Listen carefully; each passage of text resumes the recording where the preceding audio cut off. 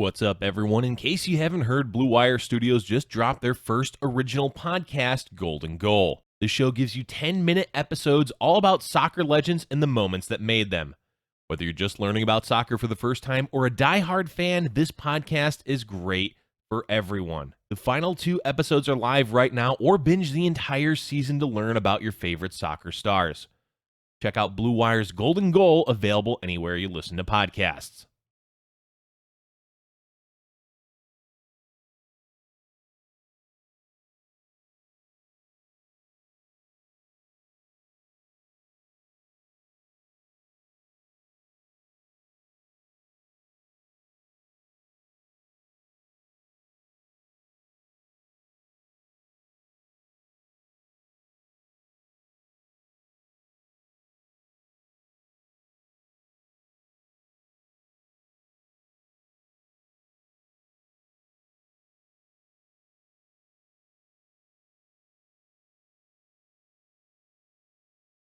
Wait, okay, I need to do this, and then I need to, oh man, I have some wonky technology things I need to fix later, but I can do correctly now. Okay.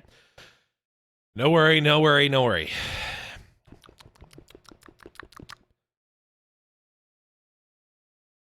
Intro in 3, 2...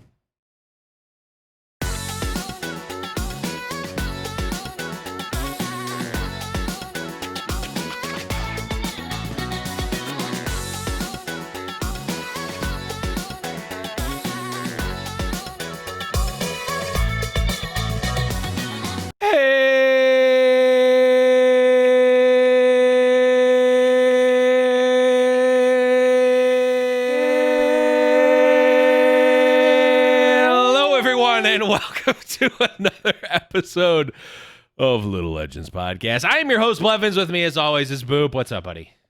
Dude, we got a straight harmony there at the end. I think I don't cut it off because I can't go longer. I cut it off because it's probably the most annoying thing in the world for at least 60% of the audience. If there was an award for I turned this off because the beginning sucked, we probably win. But if you make it past the initial screeching, I think there is a moderately capable podcast. There's a marginally listenable podcast to be had each and every single time.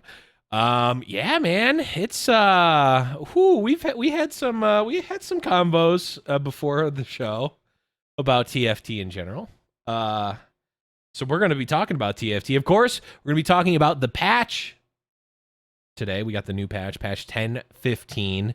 We're also going to talk about the state of the game at large and how we're feeling personally and what our perceptions of TFT, how the TFT community is taking it and whatnot at large here. So we've got a packed one. We got a packed one in. We got it's more than a 6-pack even. It is a full beer belly. Beer belly. Philosophical discussions to be had moving forward, because I think we're in a little bit of a dark time right Not just now. Because a lot of Dark Stars. Yeah, a lot of God damn it. A lot of people concerned. Still no spectator mode. Still no idea on when that's coming. But first, let's talk about the patch, because I think that kind of leads into the obvious transition that Mort and the team are moving into in response to the community's feedback a couple weeks ago. And I think it would be really good for us to talk about whether that's a good thing or not. And we'll talk about all of the deep details after the patch today, because we are going to be using that patch as an example for a lot of our talk. Yes, so we're going to be getting into the patch, but first, everyone, make sure you're joining the Little Legends Podcast Discord, discord.me/Little Legends Podcast. We are currently doing game night, official game night, every other Tuesday. So the Tuesdays that we're doing the show, which is on patch weeks, you can come right here and watch the show live at twitch.tv/theblevins. And we will let you know on Twitter and all that. You can at LIL Legends Pod on Twitter. And the other Tuesday is going to be game night in the Discord. So join that. And then that's the official game night that we're going to be at. But if you want to do a game night on any given night, by all means, go ahead. I know there's a lot of folks that are still looking to do Fridays, and unfortunately, Boop and I can't come to Fridays, but that doesn't mean that you can't use the Discord and organize. I know there's a lot of folks, Am Bam, Eric Thomas, Ice Blaze, the whole crew in there, always looking, to play on Friday. So if you're looking to play, there's the game night discussion or the game night text channel in there. Just throw a message in there and let people know that you're playing or you're looking to play, or just sometimes I just jump into a voice channel and people show up. So always fun if you're looking to do that. But without further ado, Boop, let's jump in to the 10-15 patch notes. So we'll start it off as we always do by reading the little intro that they've given us. Welcome, Galactic Explorers. In a world where the mightiest of champions have fallen under the darkest star, a chosen one rises in even the tiniest of patches, where galaxies rich with plunder bring coins to heroes of patches past. This is where the meta settles. This is where the forces of good make their stand. This is a universe worth fighting for. This is patch 10-15. Let's get into it. Boop. We've got some system changes, some trait changes, a lot of champion balances. But first, let's talk about that intro real quick. Yeah. Because it's trying to say something, right? Even in the tiniest of patches, right? Like they're trying to, this is patch 10.15. Like this is, we're listening, right? It's kind of like what that says to me. I mean, it's a direct call out. I mean, it says Darkest Star right themselves, right? And this is not the first time Galaxies has kind of found themselves in this position. I think maybe when they... Anyways, let's keep going. But something I kind of want everyone to a frame of reference. But first, systems. Galaxies, new galaxies, the Plunder Planet. All champions have a chance to drop a coin on death, especially the first few. So just don't run Space Pirates on that map, or maybe they give you more. They do give you more. I saw more playing on PB. All right. The Nicoverse has been removed from the game. I know a lot of pro players excited about that. Yeah. So it's just it's no longer just whoever hits the first gen wins. The Galactic Armory Galaxy has been adjusted. All players now get the same 3 component items rather than 2 completed items, which is an amazing change. That is really awesome. That is actually really cool. Super. Pretty self-explanatory on why that's awesome, but mostly it's just more flexibility, right? Like the players get to play those items how they want rather than how the game wants them to, and that's awesome. And I'll go ahead and do traits just real quick because there's only one.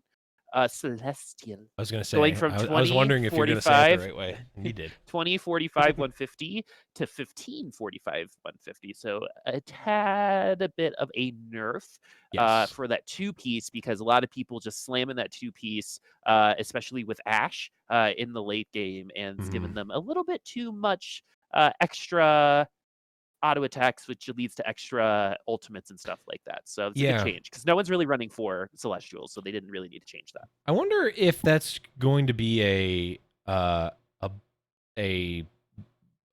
post for 246 traits moving forward, where it's like the 2 trait is like super weak or like just very minimally impactful, because it's like it's kind of free, right? I mean, it obviously depends on the mishmash of champions and whatnot, but like the 2 splash is pretty free for the most part, especially when like Celestial or like Chrono or Mystic, where it impacts your entire team. It feels like you want the 2 to be very minimally impactful, and then 4 can be big, and then 6 can be something that's chaseable. That seems like it should be like really low, then like really low. Ooh, I hit my mic. Really low, then like medium low, or maybe medium high, depending on what the trait is, and then super high for 6. Not necessarily like low, medium, high, if that makes sense. Because there's also like a lot of people are just putting in 2 pieces now, which is fine. I actually really like that kind of gameplay, because those 2 pieces are really good in terms of reacting to your lobby. There are a lot of Star Guardians in this lobby. Let me put my Mystics in just real quick, right? Or maybe let me do my 4 Mystics comp this time around. I like that, and I like the 2 splashes being impactful. And I'm not. It's funny that Celestial's the one that's getting impacted here, going down just 5, but that's kind of a lot Yeah. in the grand scheme of things for a 2-piece. So you're gonna have to your Rage Blade Ginsu's Ash isn't going to be keeping itself alive as Right. easily Forever. as before. Um, because more attack speed meant more life steal, yada yada yada. So Mm-hmm. I think this is a good thing, but a lot of people are putting in those 2 pieces, and I like the way that plays out. We'll talk about again what that means a little bit later, Well, because it's definitely something I want to kind of think about. Because we don't. Did people like Blender? Did people like the fact that you didn't necessarily need to chase 6 pieces, right? Or do right. we want like a solid 4-piece type of synergy with a bunch of other blended type of units, so 2 Yeah. Mystics, 2 Vanguards, blah blah blah, I mean, right? yeah. I liked or like if we can take apart the fact that Darkstar because of Jarvan and Shaco really it is slash was pretty broken. I actually liked the way and sorcerers too actually fit the same way. It's like the 2-piece is always going to be good, and you're kind of accidentally getting the 2-piece a lot of time if you're playing like anything remotely in that sort of like tree of playability. You're going to get 2 sorcerers relatively easily, right? So it's almost like free, and then maybe the core is 4, which is strong, and it's something that you actively need to think about. Like you can still relatively easily get 4 Darkstar or 4 sorcerers, but it's not like you're accidentally doing it or you're really, really freely getting it. And then 6 is like the chase, where it's like, okay, you are making serious concessions in terms of frontline or something else at some point in the game to get the 6-piece in, right?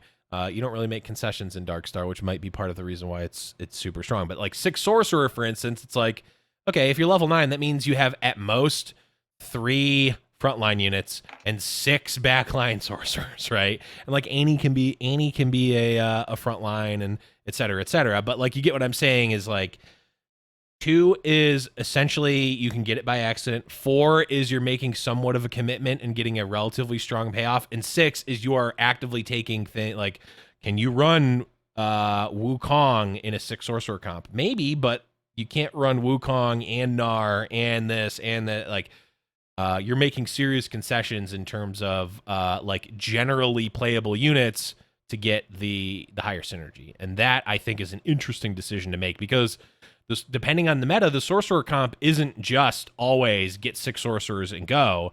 It's sometimes get 4. It's sometimes just do 2, or it's 4 with more frontline. It's 4 with Riven carry, etc. I think those are interesting. It's interesting to do that. I don't like it when it's just like, oh well, I accidentally have 4, or like I have 6 Infernos and 4 Shadows, right, or or whatever it it's was. just like I ignore like Inferno and Shadow is the same thing, where it's like you put your horse blinders on, and it's like if it's not Inferno and it's not Shadow, I'm not picking it. I can't pick it. I can't play it.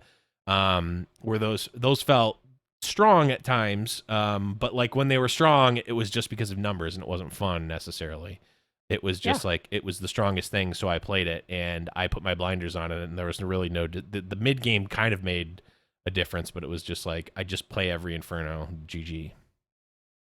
But that was more of a tangent than I was expecting to go on, but it came to me, so I went on it. Let's move on to tier 1 champs. Graves smoke Phrasing. grenade blind duration is going from 2-3-5 seconds to 3-4-6. No. Okay, so I'm just gonna jump in real quick here. So this is, in my opinion, one of the best counters to Shaco in the game Yeah. upcoming because of this change. We've all blindly missed our shots facing face to face as against a Graves, and now it's gonna be 3 seconds at level 1, 4 seconds at level 2. That's a Yeah. lot. That's 2 or 3 auto attacks for a Shaco. The Yeah. ult, I think, also misses, so Yeah, I think that's a so too. big deal. And the other big thing about that is blasters have had a little bit of an issue this patch, so maybe bringing him in as a counter to Darkstar brings blasters up a little bit Yeah. as a more direct counter. I don't know, but this is going to be very, very annoying. I might be overreacting, but 4 seconds feels really high to me. So And it can be really in frustrating set to lose against a Graves in that way. Yeah. In set 1, we had Graves, and he was a 1-cost unit that was a little bit weird. He had the weird AoE spread for his attack, and that was his whole ability. But you could make the red buff double RFC Graves, and it was, what did we call it? The lawnmower? Was that what it was called? Yeah. Now, what if right. you make a Graves with Shojin? Like AP? What? With Shojin? No, not even AP. Shojin, Rage Blade, or like double Shojin Rage Blade. Is it all of a sudden like the leaf blower where you're shooting leaves at them like over and over again? Oh no, it would be blue buff. So it'd be like Is double... he better with blue buff or is he better with I think with those What's items, his blue mana? buff for the first cast, and then blue you buff got and your Rage... Shojin? Yeah, blue buff Shojins and Rage Blade or double Shojins, right? That's so what I blue buff said. So you Double get... Shojin. Double Shojin Yeah, and Rage Blade. I added the Rage Blade with the blue buff though. Oh, okay, sure. Yeah, and that's gonna be super funny, and people are gonna try it. want It's it. definitely gonna be a meme build. I want it. I want it to And work. we'll see if it works because it's gonna really hamper things like Shredder too. I mean, like it's gonna be annoying, especially early game and mid game. Yeah, especially early game. If you get a really early Graves too, I mean, Poppies will be fine. Your like kind of protector should be fine, but your Shredder types and your Caitlyn's, they're gonna have a hard time. Well, and another buff that we'll talk about in the tier 2 champions will also increase Graves's stock a little bit. But before we get to that, we've got the big one, the monkey in the room, not the monkey, the elephant in the room. Jarvan's ageless standard bonus attack speed is going from 75, 85, 95% to 50, 60, 75%. His tier 3 now is what his tier 1 was before.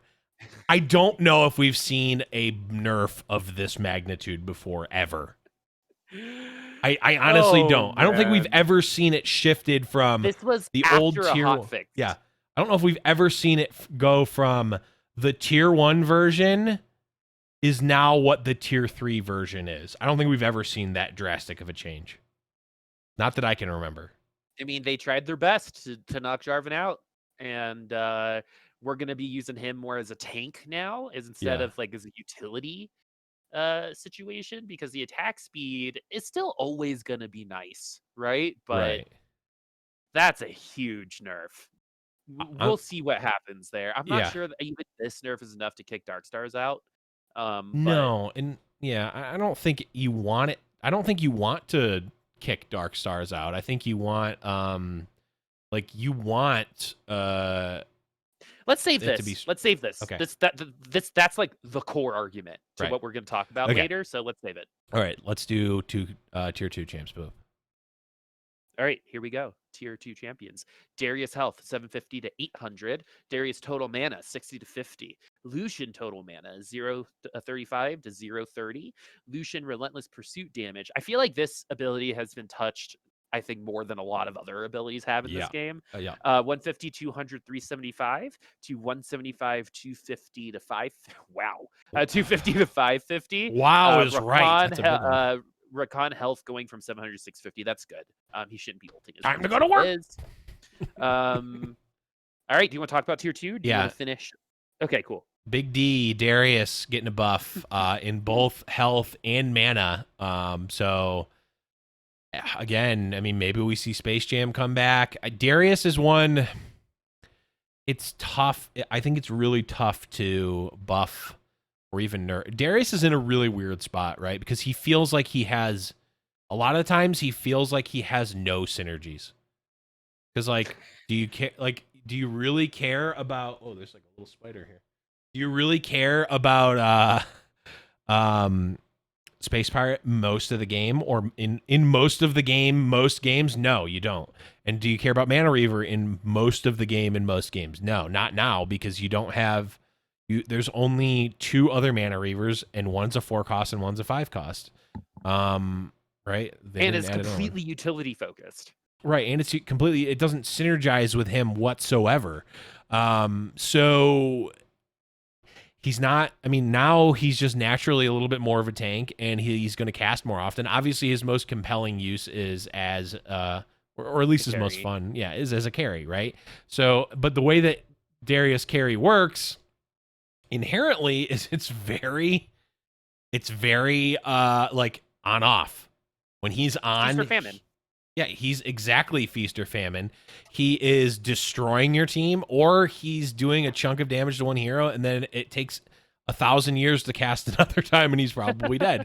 Now we're at least going to have, if he misses that first cast, he's going to cast again earlier, and he's going to be able to survive longer. So I do like that. I just think it's really tough for Darius to be. It's really tough for Darius to be like a middle of the road to decent unit. He just feels like he's either nothing or everything. I think that's fine. Yeah. Because that's how he is in regular League of Legends. Sure. In a game, and he's an either LOR beating- for that, for what it's worth. Yeah, exactly. So like it tracks. But I think the biggest thing here is to kind of examine how does the rest of the game have to respond if Darius is good, Right. right? And I think then let's think of the synergies that get better if Darius is better, right? Vanguard, something that we don't really see a ton of anymore. True.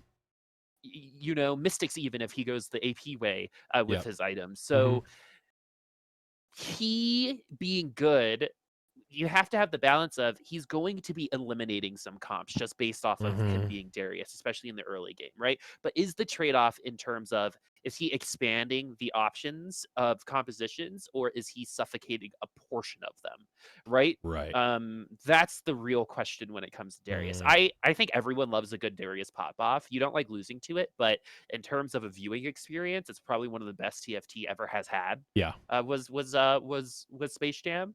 And regardless of balance or anything about it, like that kind of stuff is good for the game. So I'm here to welcome Darius, Protector Darius, with a little extra beef, without, Jarvan being so broken too. There's going to be some opportunities to maybe even replace him a little bit later on if you are running protectors. So like people were starting to build items on him just like so he could use his ult, like double warmogs and bramble vest and stuff. So with a Darius, what does that mean? Well, sorcerers might get a little weaker, blah blah blah. Is a meta where Darius is good, because the only time Darius is in the meta is if he's good, right? Is that healthy?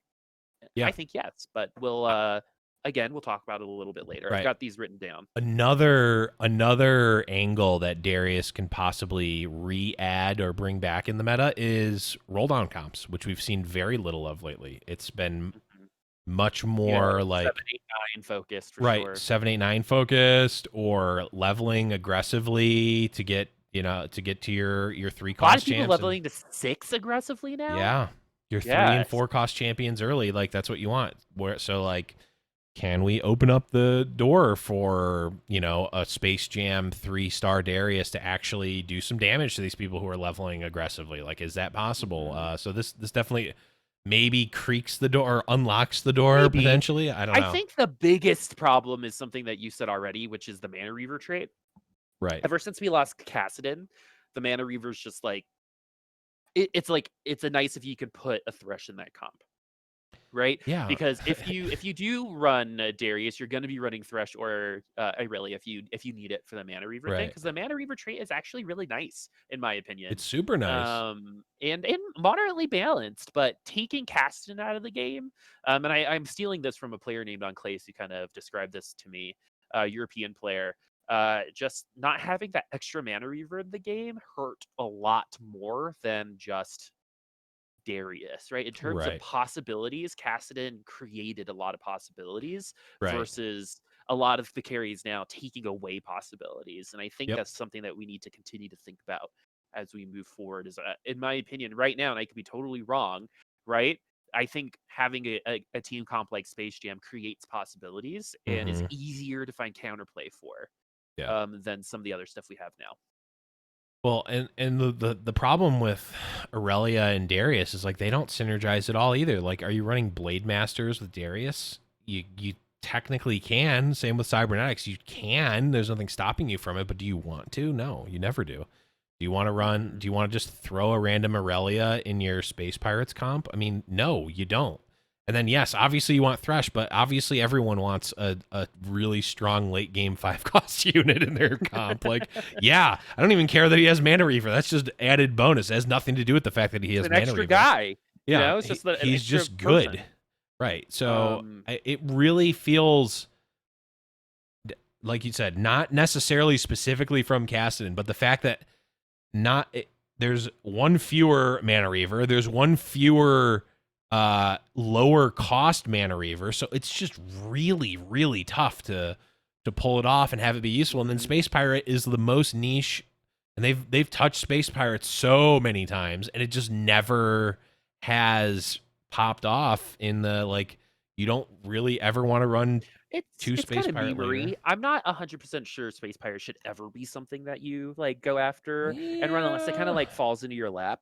If you like for some reason in your first, couple rounds you get 3 out of the 4 because waiting for the Well, yeah, gangplank a little bit later is tough. and I'm not even against that. My against that opinion. I think I would likely agree because it seems like if it's just force pirates, if that's a really top tier strategy, that is degenerate because it's going to Mhm. snowball, right? That comp, you get it quickly, it snowballs. It's if it's really good to get, it's going to get better as the game goes on, and then there's no catching up because that you just have literally just more components than your opponent. So I agree with that. My problem is that Graves can be used to slot into a blaster comp, and you can reasonably play that. Jace is a good unit in general, but also is a vanguard and can slot in. Gangplank speaks for himself. Darius is like, my most relevant trait is Space Pirate, so that's not a good Well, spot to and be. then there are those edgelords that love playing stuff like that, right? And giving them the opportunity, Yeah, especially on something like Plunder Planet, like you have to scratch that itch, which is really yeah, nice. yeah. Um, Well, we'll but we'll talk more about the greater yeah, it's impacts of just that like move. and like Caston was such a integral part of Space Pirates, Right. or not Space Pirates, Space Jam, Yes. right? To just make that work, it was the link holding that power core together, Uh and huh. without Uh it, it huh. needs to be invested somewhere else. That's such a great definition of a unit that wasn't necessarily outwardly carrying you, but enabled your carry to do just Yeah. that. Yep. And Mana Reaver was a treat that did that, and Yep. they kind of put all that power into Ezreal in his ultimate, and Thresh and Irelia if you could get those two in there. Yep. But if Darius was a 3 cost, I think this would be a lot easier to balance, but he's not. Yeah. So now we're here. But speaking of 3 costs, Yes, 3 cost champions. We've got Ash starting mana is going from 50 down to 40. Ash is getting buffed. Master Yi armor going from 30 up to 50. Master Yi magic resist going from 20 up to 35. Nico starting in total mana going from 25,100 to 35,110. And Vane's attack damage is going from 50 up to 55. Ash is it's funny because Ash getting isn't a in the graphic. that is Neither is Nico, but the interesting. Ash starting mana is going down.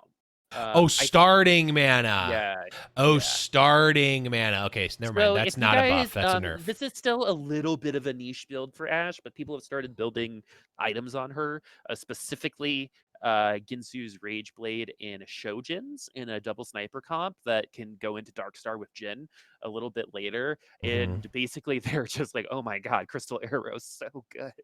Yeah. Plus, you get the two split the celestial trait for your Mm-hmm. snipers, which is really nice. And Yeah. plus, Caitlyn and Vayne are both really good item holders, right? So you can kind of just wait Mm-hmm. if you want.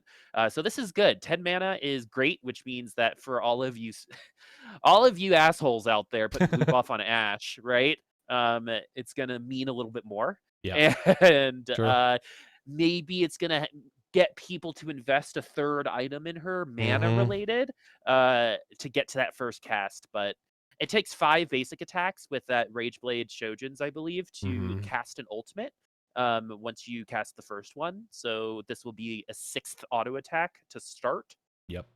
And that's a lot of time, especially at the beginning as Right. your Rage Blade's ramping up.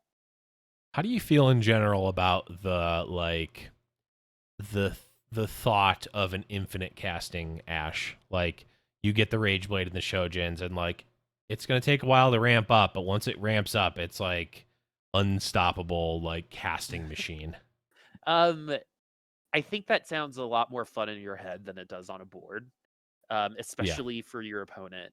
Because when you lose, you want to lose either in like a magical way, like Space Jam, Well, it's kind of right? Or magical. not really, Magical because crystal arrow. it's a lot of standing still, and to be But CC'd like big that is always explosions. more frustrating than Yeah. it is rewarding. Yeah. Um, I think I don't know. I have mixed opinions on it. Actually, kind of not. I'm actually like, I don't mind if it's hard to do. Like, if it required having 2 Shojins or something in a Rage Blade, I'm fine with an infinite casting Ash or something to that well, we got extent. really close to that with Pike. Yeah, with Pike, and I mean, we got that with Viger and with Set 2 Zed making infinite copies of himself. Like, that dream I like a lot. I think it's a really cool thing. But Viger, not CC ability. True. Zed is fantastical, right? And Pike also a 5 cost. Yeah, Pike is the closest maybe as a 2 cost, but also required a Frozen Heart. Right. And you needed, well, if you Assassin's want, plus Frozen Heart was just broken in general. yeah. And again, it's fantastical. It's coming like and staying on the board. You know what I mean? Versus the Ash era, which can definitely blend in sometimes. Yeah. I don't think the payoff is as much. There's definitely, I'm not saying it's not there, but it's definitely not the same as watching Darius pop a bunch of pimples, at least for me. No, it's definitely a different thing, and now I'll never play Darius again. But I just like, not even specifically for Ash, because maybe Ash is a bad example, but like that dream, and we've talked about this before, of like, I can make this, like, it's not even necessarily good. It has very little to do with whether or not it's a strong meta thing to do, and more of like, I can put a Rage Blade and 2 Shojins on X champion, and I can do some crazy thing, and that's fun. That thought, or that like dream, that glimmer of hope is honestly, and I don't know if I think I've talked about this before, but that like thought is what initially made me lean towards TFT over regular auto chess or Underlords, because in those games the items are, at least, and I'm talking about Underlords 5 months ago or whatever, I haven't played or even looked at it since then. The items in that game are just like add 20 damage, or like give the thing life steal, or like some of the items had like semi-unique abilities, but it was not like the Eye of Scotty. Yeah, it was never like the same impact as TFT, and the game wasn't like built around the items like TFT is. So being able to alter and like actually have a carry that you are investing resources, aka items, in to a champion, and making them not only the focus of your comp, but better than they normally would be, or better than the same version that your opponent has, outside of just the traits that they have, right? If I have in Underlords, if I have a Tide Hunter and my opponent has a Tide Hunter, it's the same unit and it's not doing anything different. Yes, you can have those like slightly different items to give one more armor or whatever, but like, it doesn't really matter that much. But if you have a Jhin with an RFC, or a Infinity Edge and a another item, and your opponent has a Jhin with nothing on it, those 2 Jhins are drastically different, right? So that, coupled with the like, you can make things really, really different and do really crazy things, whether or not they're good, I think is a core gameplay experience that differentiates TFT, and to me personally at least makes it more cool and fun than some of the other games. So I'll get off my soapbox about that, but I just like, I mean, just it's like definitely you're someone that every game like this should definitely be thinking about, right? That's part of the reason why the items are more impactful in TFT. Mhm. But there are so many people, right? And so maybe you'll get a certain type of meta where you get to do that, right? Or maybe some other person will. Unfortunately, the way that games life cycles work, as the goal is to make everybody happy, some people will get left behind. And I think people like the experimenters and the innovators in TFT get a little bit left behind more frequently Yeah. because of the lack of incentive, which again Mhm. we'll talk about again a little bit later. Yes. But other notable things here, we got some Blade Master buffs with Master Yi, his armor going to Yeah. 30 to 50. That's a really, really, really, really big deal. Which means that he's gonna get to his ult and do some true damage. Yep. The other big thing here is Vayne attack damage going from 50 to 55. So going halvesies on from that nerf from before. Yep. Big thing earlier too, Lucian got big enough at 3. So Cybernetics have been having a hard time, and Cybernetics I feel like has a pretty wide player base, so we're giving Mhm. them a little bit of love Yeah, with some of these they're getting changes. put back, and I really, we didn't talk about it, but the Lucian, I mean, 550 damage on that Relentless Pursuit, like that's worth playing now, right? Like Lucian, I believe Lucian 3 got buffed a few patches ago, somewhere. I don't remember if it was disability damage or not, but like Lucian 3 all of a sudden is like looking pretty strong, and I feel like Lucian, and this is clearly just not confirmation bias, recency bias, or some sort of bias where it's like I feel like I fall into Lucian 3 way more often than any other unit, where I'm just like I have a level 2 Lucian and then I see 2 or 3 in the next shop and I'm like, I guess I'll pick them up. He's always been like that, which is funny. He was that 4 cost for like a hot minute, but he was a Yeah. 2 cost twice now. Yep. And I think he was always the same way, just so good at holding items, Yeah. right? So now you're going to have to, and these are the types of choices that players should be constantly forced to make in a game Right. like this, which is, do I invest in buying more Lucians, or am I going to wait for my Vayne to Right. tramp up, or am I going to wait for Echo now? Because I can invest items on Lucian, but am I going to sell them? Right? That's like a big, big thing, because the answer to that 100% of the time was yes before. Right. And now with 550 Relentless Pursuit damage, I mean, that's not nothing, right? With on hit Yeah. effects and stuff, that's going Yeah. to be a big deal with I was about to say gunslingers, but blasters, Yeah. right? It's that's gonna matter, but you have to get there first. You're gonna have to decide as a player Yep. whether you're gonna push that or not, and whether it's gonna be worth it. Yeah. Just like the cybernetic trait, I feel like always has been. True. All right, are we ready for tier 4, Blevins? Yes, we are. I'll go ahead and do tier 5 as well, just to finish it out. That's Okay. cool. Jin, 4th shot damage, going from 350, 500 to 4444. 444. Going to 344 to 444 and 4444. So thematic nerfs is what I like to say about this one. No, Not gameplay a huge nerfs, deal. thematic buffs. Yeah. Yeah, gameplay nerfs, thematic buffs. A little less damage, barely less damage at level 1. Yeah. 56 less damage at 2, and the same at 3. Yeah. Jinx attack speed on first tank down 50, 70, 100 to 50, 75, 125. Yeah, I was joking around with Crowan when that change first came in, that she was shooting boogers like mucus out of her gun. She shot so slow.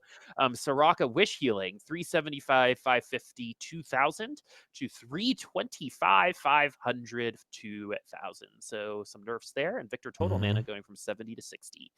Janna starting total mana 3100, 2100. Xerath health 750 to 700. Xerath starting mana 30 to 20.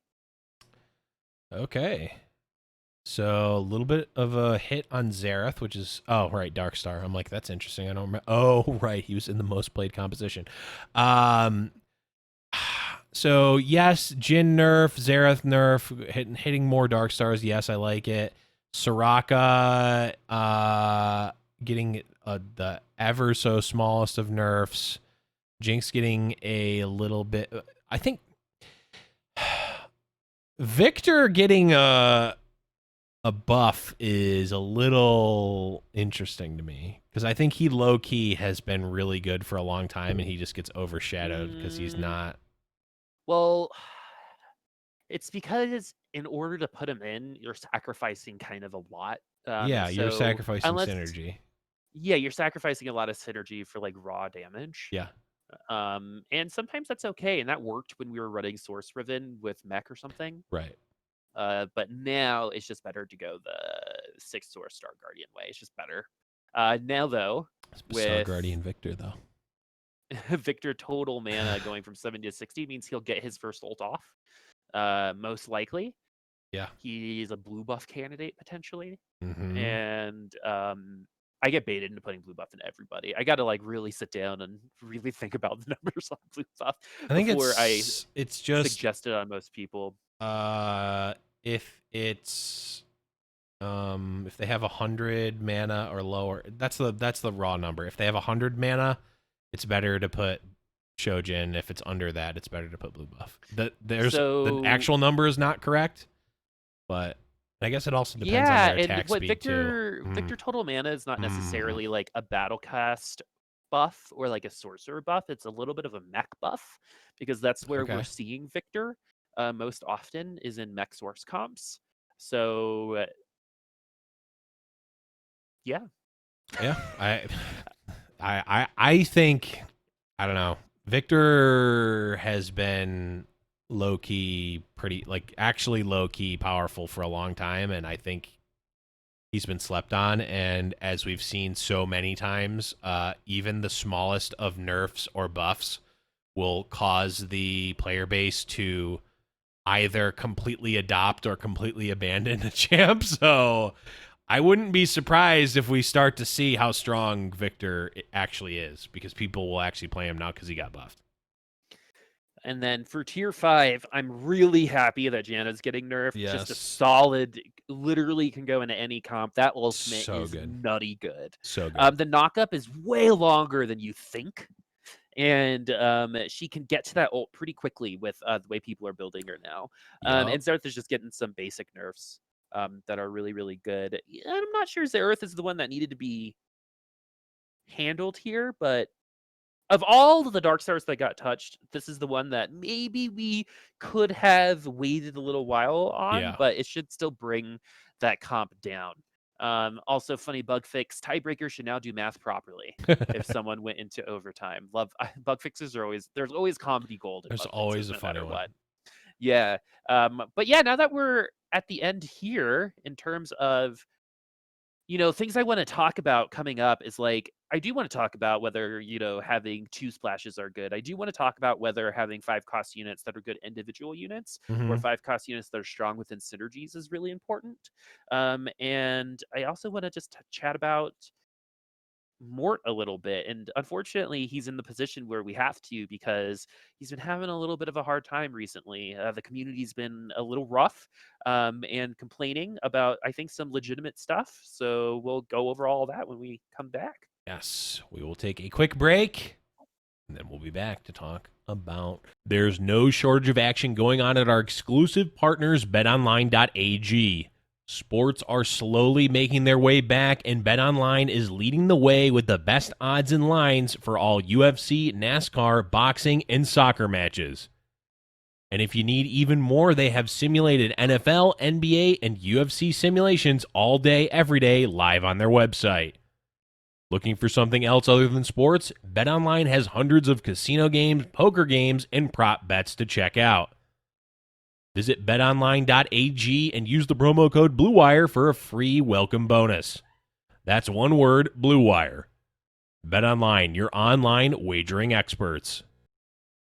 Welcome back, everyone. Hope you enjoyed the break. We are now done with the patch notes, so hope you enjoyed those. But we're now going to take a little bit of time here to talk about the state of the game and some specific topics that we've gleaned just over the past few weeks, as well as from these patch notes and in the community, and et cetera, et cetera. So, Boop, let's start. Why don't you start us off with a topic to chomp into? All right. Well, why don't we start from the top, right? Which is Mr. Mortdog, the god of TFT. One of my favorite devs that I've ever interacted with, Mm-hmm. just in general. Just going to put that out there. Um, and I think he's having a little bit of a hard time, and this is why. Recently, the community has been pretty upset about how they've handled patches. The patches have been super swingy over the last month or two, Mm-hmm. to where you get good at something, then you're just going to have to learn something completely different a little while later. Of course, there is that argument of, well, you're a pro, you should learn everything anyway, but we'll talk about that. And then through some interactions on Twitter, Mort mentioned about how hard is how I lost my like how hard it is to be open and honest when Right. you do make a patch like this and you feel like you're not changing that much. And then one of the comments below is, you guys are still changing too much and blah, blah, blah. Yeah. Literally, people just aren't going to be happy. And we would literally give them there's just some people out there we would give a gold bar and it's actual gold worth thousands of dollars. Yeah. And they'll be like, not good enough. How come it wasn't Right? platinum, bro? Yeah, it wasn't platinum, not my favorite precious metal, okay? Um, and I think that's just the type of person that tends to be the most interactive when it comes Right. The to vocal balance minority. stuff, right? Uh, but at the same time, I think we're in a situation where we're also at a point of, like, things are happening. We've got Worlds Mhm. coming up. We've got competitive TFT ramping up with Giant Slayer running like 4 tournaments now. You know Mhm. what I mean? We've got people like Team Liquid bombing some tournaments and Yeah. trying to work their way up. Same thing with, Yeah, Cloud9 has their own. Cloud9 didn't miss the criticism bad either. But yeah, what do you think? What do you think? In regards to Mort specifically, I think there's a couple of ways to look at it. The first, I think, and foremost, is that the community. I personally think the community needs to like understand and appreciate what we have in Mort. In that there is a reason that a lot of developers aren't as open and public about the things that they are doing. And the reason is us, right? Like we are the reason that that doesn't happen. And Mort has taken it upon himself because he is a genuinely passionate person about gaming and about game design and about TFT and about the community. That, his MO is, if I were playing a game competitively, or I'm paraphrasing and I'm paraphrasing what he's said specifically. You can watch our interview of Mort back from the beginning of the year to see what his actual direct thoughts are. But to paraphrase, if I were playing a game like TFT right now, as a fan, I would love it if the devs were as open and honest as I am, essentially, is what he's saying, Mhm. which I agree. I totally We agree. And absolutely love it. we've talked about how dangerous that could be for him. Like, Mm-hmm. I think at many, many, many times, right? Yeah. That's just like you open yourself to that interaction, you're opening yourself up to this, right? Yeah. Like, and with the way the internet works, it's inherently going to be negative right now, right? There Yeah. aren't going to be, and the positive feedback is never un the positive feedback is always in response to, it's never just given, right? Right. Anytime Mort gets like any positive feedback, a lot of the time it's in response to a negative comment, Yeah. right? It's not like, oh, I like you, Mort, right? Yeah. And I think that can be really, really hard for a lot of people. Yeah. And Just humans in general. yeah, yeah, exactly. And we need to again appreciate it. But if he's gonna be open, he has to understand, which I'm sure he does, that if we don't like what we see, then we've opened up that dialogue, right? And Right. some It people is are going to does be, go both ways. yeah, some people are going to be better at talking about it than others, but that's just the decision he made. And that Right. unfortunately, at this point, is either, you know what, I'm just going to stop, you're going to get patch notes and that's it, or you're going to stay in this. I don't really believe there is a middle ground anymore, right? It is the point of no return, in my opinion, when it comes to that. And I hope he stays open because I really do appreciate everything that he does. And the man is a guy. The guy plays the game he makes, right? Like, Right. as someone who's been in the game dev space, like, I don't think you guys understand how rare that actually is.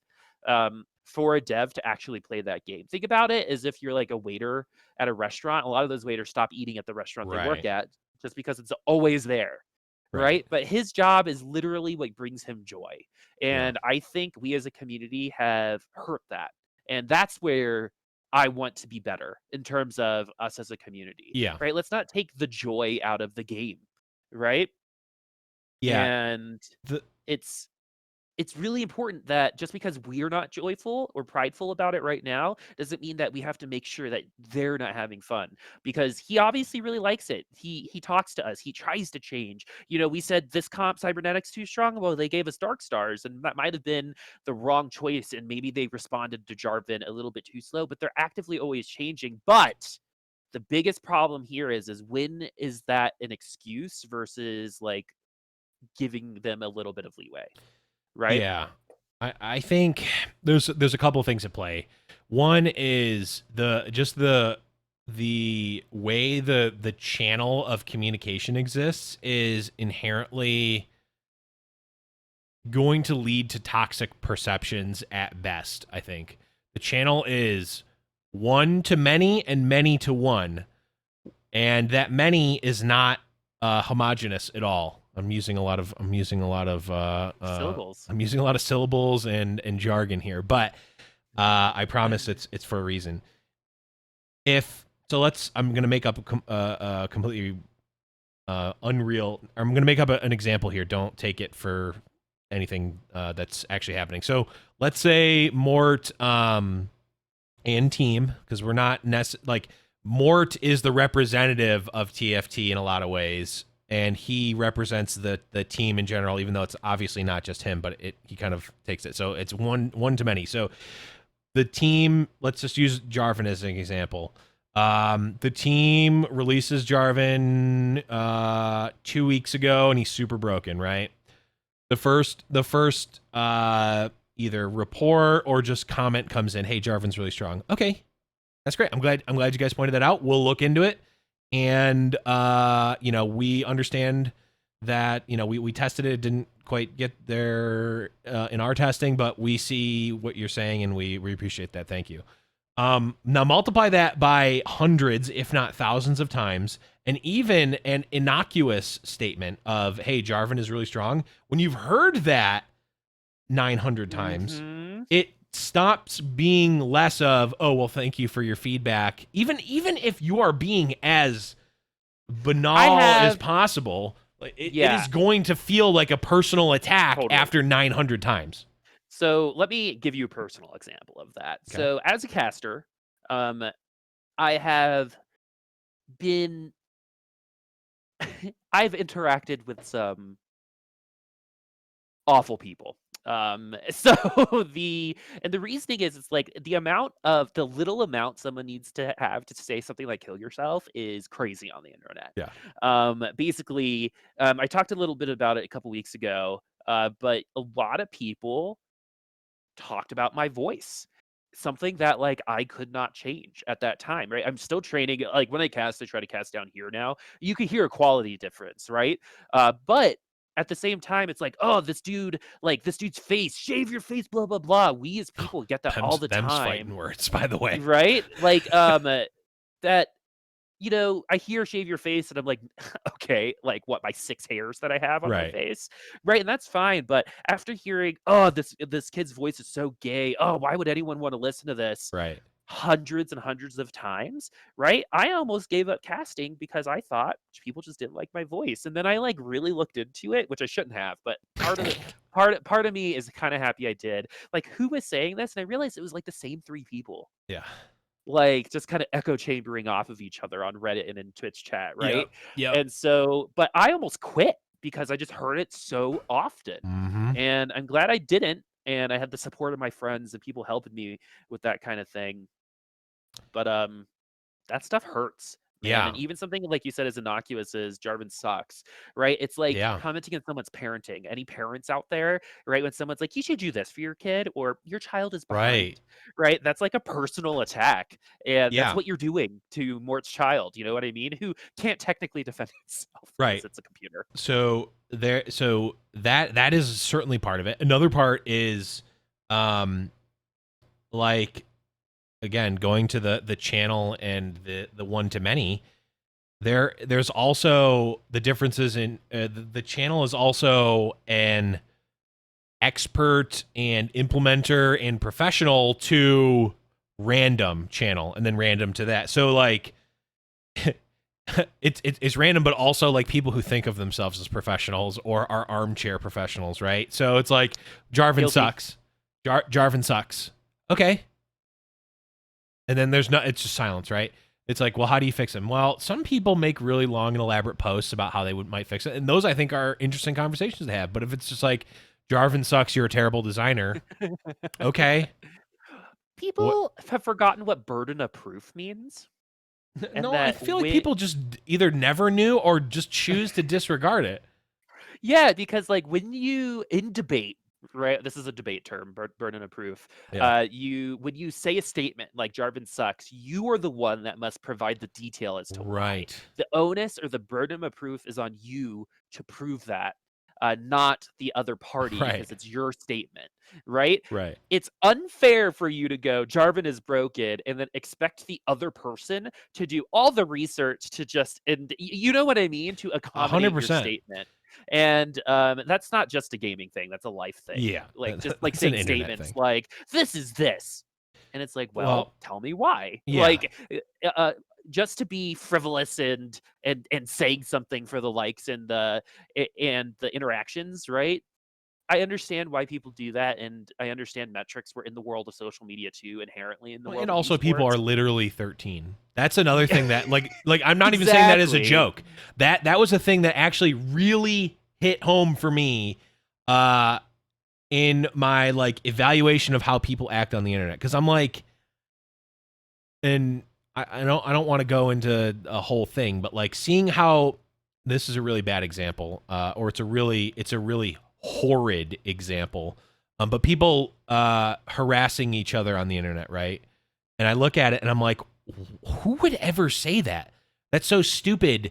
And like, it's such a like trivial, like you would say this if you didn't know any better, if you were like 13. And then I'm like, oh, wait, these people might literally be 13. And like, that doesn't excuse, it doesn't excuse anyone in the process at some point. But like conceptually, if this is your first time on the internet and your parents never or whomever never gave you that framework of how to act on the internet or anonymously, or show you, like, give you that responsibility or imbue upon you that responsibility, it would make logical sense why someone might think it all right, or just not care about the ramifications of saying something awful on the internet to someone. Because I, as a boomer 30-year-old person on the internet, I don't see the value of it. To me, I don't think it's funny. I don't think I don't understand why someone who is like me would ever do that. But there are people who are literally 13 years old who don't know any better that do this. So, and again, I'm not excusing that at all. I think it's on us, it's on them and us as a community to educate people in that. I'm just using it as an example. Yeah. And 13-year-olds can be crazy talented and understand this kind of stuff. I've worked with a 15-year-old who had like just insane amount of talent in music, right? And I would respect his opinion a little bit more. Sure. But like, we're not saying, hey, if you're 13, you don't get an opinion, right? What we're saying is everyone's opinion is valid, right? But unless you actually tell me what I think everyone gets to have an opinion. Okay, yes, Blev. that I'll give you that. Everyone gets to have an opinion. It is valid that everyone has an opinion. But if you leave the burden of proof on the other person, there's no reason why we need to respond to you, right? Like that's just not necessary. Yeah, I just want to say this real quick. The thing I found myself saying the other day actually was, I respect that everyone has an opinion. I don't respect everyone's opinion.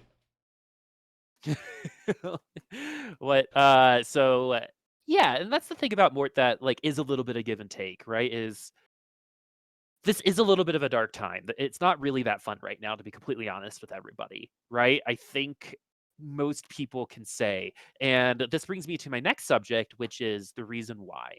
In my opinion, even though Mort did say, oh, making such a big patch and then leaving, not a great idea. Yeah, probably. But, you got to take your vacations, and this just happens to be where it was. Yeah. And I'm glad you took a vacation because, I mean, if you didn't take a vacation, you got this kind of feedback, you might not have been as prepared to deal with it.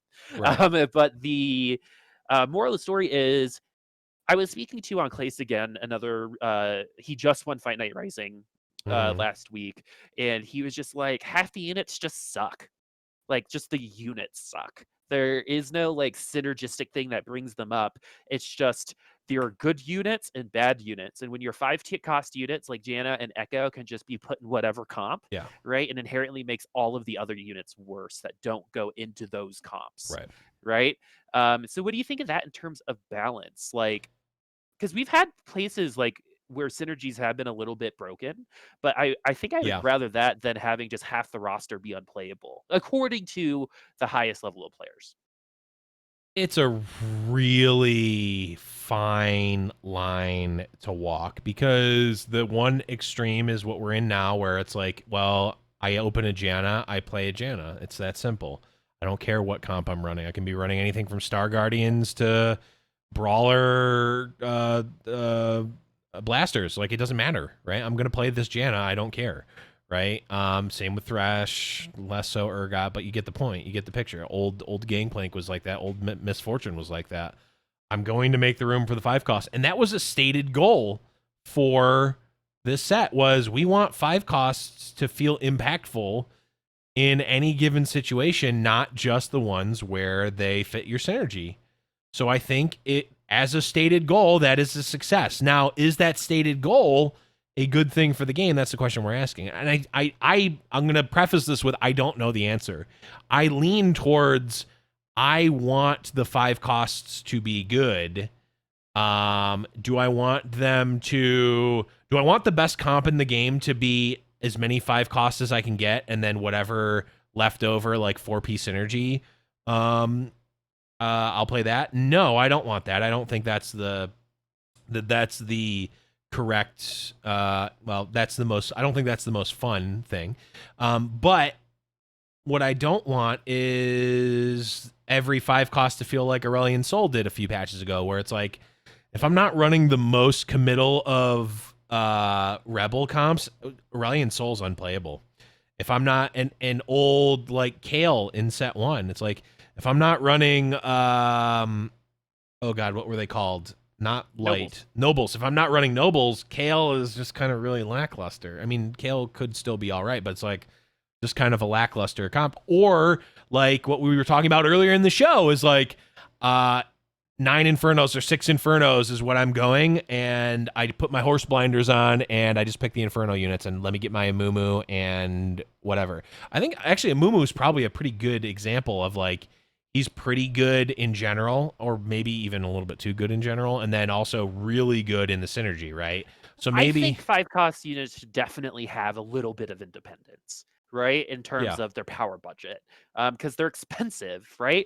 But yeah, I think one of the best examples was actually Lux, back in the okay, day of Rise of the Elements with 7 cost and the effect that she would have if you played well as a 7 cost unit, right, right? Being flexible because of the elements, but also having an ability that kind of just works, right? But you get enhancements based off of what team comp she was in, for example, right? yeah, Um, I really liked that, and I do think like characters like Kale need to come back because the trade off we got was Riven, which was like a non-traditional type of carry, and it really seems like yeah, people want at least 2 auto attack based carries in the game. If all the going back all the way to set 1 with Jinx Draven, yeah, set 2 with Rangers, and then this set with snipers or Jinx already getting yeah. buffed after getting nerfed, right? Like I would have been fine with less Jinx moving on.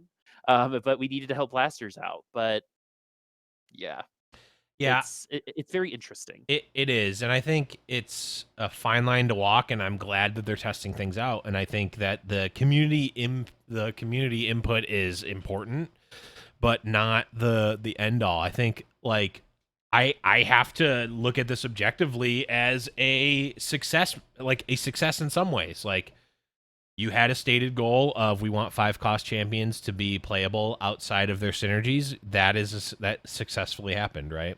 Now take a peel a layer back and say, should that be a success? That's a question to find out. And I think there's a really fine line of how strong, like, there's 2 power levels, right, that you can look at. There's inherent power level, and then there's synergy backed power level, where like Aurelion Sol at times had low inherent power level, high synergy power level, and then they kind of just increase. Like, you usually don't decrease the synergy power level, you just increase or decrease the inherent power level, and maybe you need to shift the synergy power level like up way more, and like if it's on a 10 scale, maybe 5 cost should be a 10 synergy level and like a 4 or 6 or something inherent power level, where like a 6 is going to be good, but something like a Wukong, who maybe has a 5 inherent power level, or like who has a 7 inherent power level and like a 5 synergy power level, you have to make the decision of, do I want to play this Wukong, or maybe Wukong's not a good example, but you get what I'm saying, where like you want to have something like a I'm trying to think of like an Inferno unit, which has like a 2 inherent power level, but like an 8 synergy power level. So you have to decide, do I want to play the 5 cost who's a 6 inherent power level versus the the synergy power level of an Inferno unit that's like an 8 or something like that. That was a really long and complicated way of saying what I meant, so I hope that made sense, but it made sense to me, I think. There's multiple, and there's even more knobs than that to adjust, but I think at a high level that makes sense. Of course, games really come down to a series of choices, right? And if you provide too many choices, that's a problem. Unless you are kind of billing yourself as like a Dota, which is just a hard game. You know what I mean? Right. Like, Dota 2 is not trying to say that it's an easy game in any way, shape, or form. Right. Right? Like, Dota 2 is tough. It's, in my opinion, the hardest MOBA. There's so much. You deny your own creeps. You go after their creeps. Is anyone you can arguing deny your own against that? towers. Then you can use like a vision thing. And then there's a Baron and Roshan that does other, so much. And that's not where TFT needs to be. So that's where I think the balance does. And the interaction between characters and synergies all comes down to choice, right? What kinds of choices and how many different choices do we want to offer? And I think the kinds of choices we're making right now in this meta just aren't as fun as they have been in the past, because the choices are becoming stale and similar in nature. There isn't enough. Even if we were to innovate, Dark Stars right now, I think, are just too strong. I mean, level 1 Jhin, you didn't even really need to tier 2 a lot of these units. If you were able to get all the components, you could top 4 it, right? And that's just not, a comp should never really be that strong to where, oh, you know what, I'm just not gonna innovate because I only even just need the tier 1 units, so I think that's where a lot of the issues are, plus with the 5 cost units being so individually powerful, which I really, really like. I just think we need to adjust that a little bit closer to kind of synergies a little bit more, because then you just make some of the rest of the units not matter as much, because they've stated specifically that they want 5 cost units to be fantastical. They want them to be their own thing that you can kind of plug and play, because that's the power budget that they've been given. And if they want to do that, then we got to think about synergies and other ways to interact with that just a little bit cleaner or more polished. I also think, even taking back the meta, like going even a step higher, I think part of, and again, we've touched on it before, so I won't go too deep into it. Part of the, like, what will make the experience of players lesser or greater is the stated opinions of streamers and content creators, right? And then the echo chamber that goes from that. Was Gangplank the most broken thing ever that one patch? Maybe. Was there counterplay to him? Probably. Was it ever going to be explored? No. At least not in a constructive way. I think part of this is because, again, like we've stated on many occasions now, lack of incentives, though we do have some now with Worlds and the tournaments. It's a separate issue on how those were run, etc. But the other thing is, it is just in general really hard to balance a game. And if we consider each like meta of TFT like a different game, like TFT patch 10.15 will be its own game. It is very hard to balance any game in a way that after playing that game 300, 500, 1,000, 10,000, 100,000 times that it is as fun as it was the first time, or as actually diverse as the meta was the first time you played it, right? Because you're exploring. Part of the fun of these things is figuring out what's good. It's a, you know, something I learned the sort of the hard way, because I used to live above a hobby store. Is we would myself and my roommates who lived at the store and also worked at the store would have people come in and they'd want to play these, you know, Magic was the big one, but like these tabletop games. So something like Settlers of Catan, right? It's a really great gateway game into Euro style games, and I'm sure many people who are listening have played it, right? Well, have you played Settlers of Catan 150 times? If you have, then you probably know where I'm going with this, where the game is kind of solved.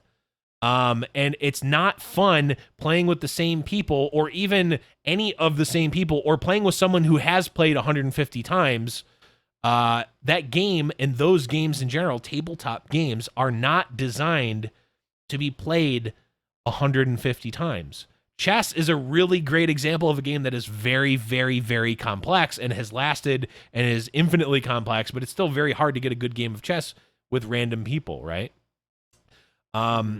Settlers of Catan and all of those other games, like, they're fun because of the variety, and they have a lot of options that you can make. But when you play, if you play your favorite game, if you play Betrayal at the House on the Hill, which is another tabletop game, which I recommend, by the way. It's a really fun game. Great. It's a great game. It's a great game.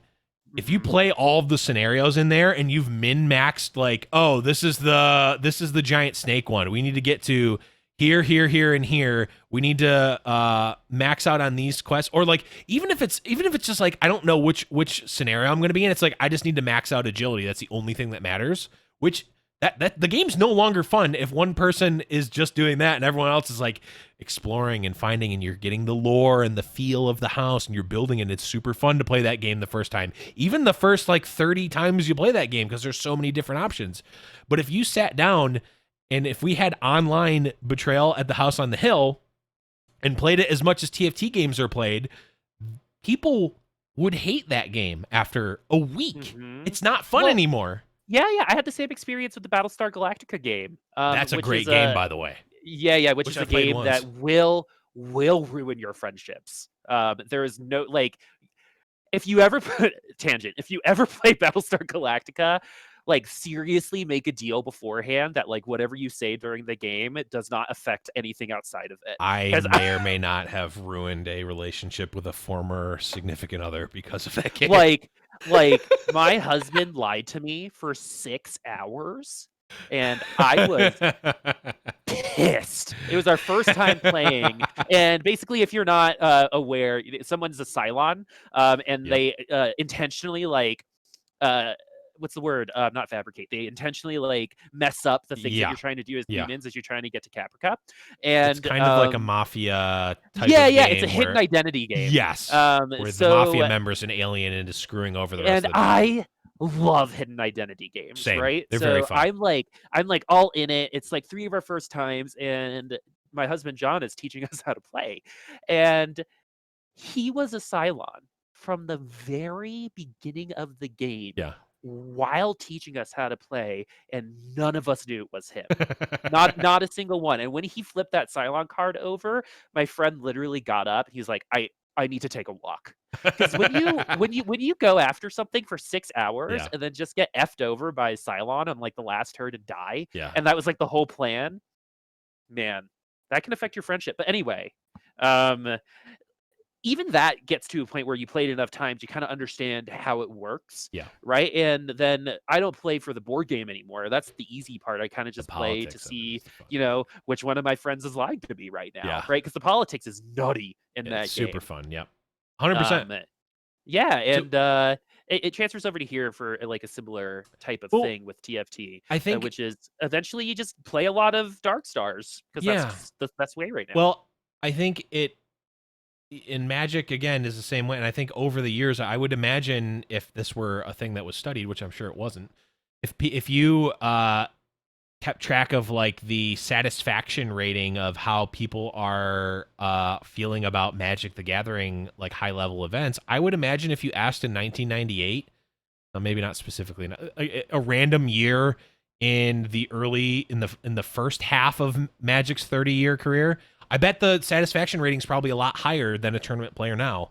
And I think it might only be slightly impacted by the actual balance of the cards. I think if we had the coverage and online capabilities and the production and the promotion of events in 1998 that we do today, I think people would have been complaining about Psychotog decks back then just as much as they're complaining about insert top meta deck today.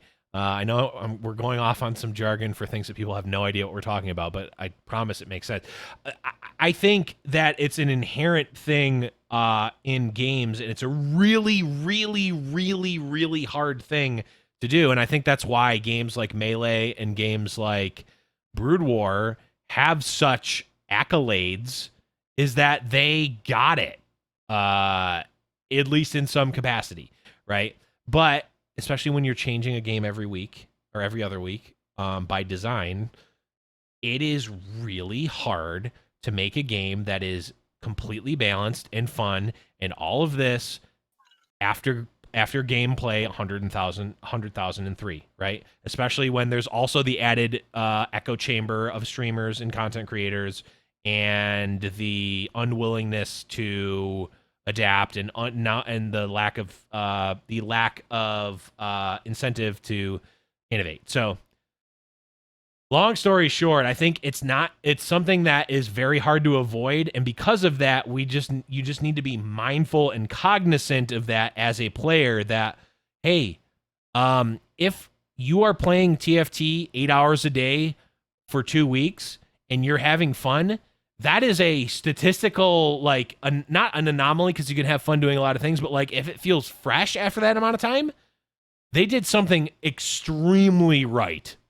Not if it doesn't feel like that, they did something extremely wrong. The inverse is not necessarily true, and I would argue is not ever true, if that makes sense. So I feel like I've been talking for an hour in this last however long I've been on this rant, but No, I'm gonna okay. stop it there. It means that you're passionate about it, and I think it's worth talking about it, because the other big thing we don't have is spectator mode, right? Like, eventually we're just going to stop believing that it exists, or Well, it doesn't that exist. it's getting made, right? Right. Because there's a point where it's like, we promise it's coming. We promise it's coming. Like, is Mulan a real movie? I don't know. They keep delaying. You know what I mean? Whatever happened to that movie? Exactly. I remember them And talking about so, that before Corona. quarantine, yeah. And so, like, what's going on there? So, like, same kind of thing with spectator mode. It's like, we know it exists, but eventually it was just like, is this happening? Is Mulan happening? Right. And I think, like, that's the type of things that un that give so much more weighted anxiety to players than maybe it should, that might not be as big of a deal to a dev. That's kind of like what I'm thinking in terms of Right. that not having a spectator mode in terms of balance of the game and priority lists for a developer, I bet is actually probably mid-tier below, right? Yeah. In terms of health for a game's economy, because that's almost esports specific, right? For a spectator Right. mode. Most people, especially if you think about like mobile, like how much of it is mobile, like they don't care, right? Like who even really cares? I mean, maybe they do from a, like, I want to watch my friend play and I don't want to actually play, and I don't want to use Discord to watch someone play. So that's a thing. But yeah, I would imagine it is probably pretty low priority in that regard. But for us as people who watch and who want to see our players compete and get excited about Giant Slayer and all of this stuff, that spectator mode is, in terms of weight, is way heavier for us, right? Arguably Like, the heaviest thing for us since the exactly. And beginning. so, and I think that's where some of, like, the miscommunication is just what's important for the community just inherently is not going to match what the most important thing dev-wise needs to be, Right. right? Because when they are working on spectator mode, just based off of, I don't know how this works, but based off of, like, man hours and stuff like that, like, where they're going to be spread, balance might take a little bit of a hit, or art might take a little bit of a hit. You know what I mean? Right. So in terms of priorities, I think we as the audience just want to have fun and we want to be able to watch it, right? In Mhm. terms of on its smallest scale. What they need is a working game that can maintain viewership and player Right. base longer than they feel like that it should ever really have had. Right? This is already the fact that it's maintained its viewership on Twitch as well as it has, Yeah. and has even grown over the last couple weeks and months is nuts to me for a game like this. It is Yeah. unheard of.